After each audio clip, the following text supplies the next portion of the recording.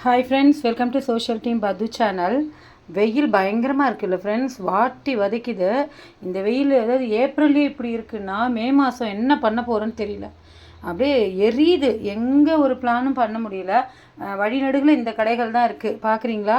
உங்கள் ஏரியாலும் இப்படி தான் இருக்கா? தர்பூஷ் கடை, அப்புறம் இந்த கிர்னி பழம் 10 அடிக்கு ஒரு கடை இருக்குது ஃப்ரெண்ட்ஸ். கிர்னி பழம் வந்து கேஜி கணக்கில் தான் கொடுக்குறாங்க. உங்கள் ஏரியாலாம் எப்படி? இதுவும் கேஜி கணக்கில் தான் கொடுக்குறாங்க. கிலோ 10 ரூபான்னு சொல்கிறாங்க. இது வந்து பார்த்திங்கன்னா ஒரு 4.5 கிலோ இருக்குது ஃப்ரெண்ட்ஸ். அப்புறம் பேசி வந்துச்சு 40 ரூபான்னு வாங்கினேன். இது வந்து 4 கிலோ 100 ரூபான்னு சொன்னாங்க. ஒரு 5 பழம் நின்றுது. இந்த பழம் வந்து கொஞ்சம் வண்டியில் வச்சுட்டு வந்ததுனால இதுவாகிடுச்சு, உடஞ்சிடுச்சு. நல்ல கனிஞ்ச பழம். அவ்வளோதான் ஃப்ரெண்ட்ஸ்.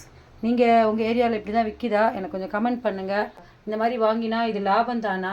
முன்னெல்லாம் ஒரு பழம் இவ்வளோன்னு விற்பாங்க, இப்போல்லாம் கேஜி கணக்கில் போடுறாங்க. அது நமக்கு லாபம் தானான்னு சொல்லுங்கள் ஃப்ரெண்ட்ஸ். பாய்.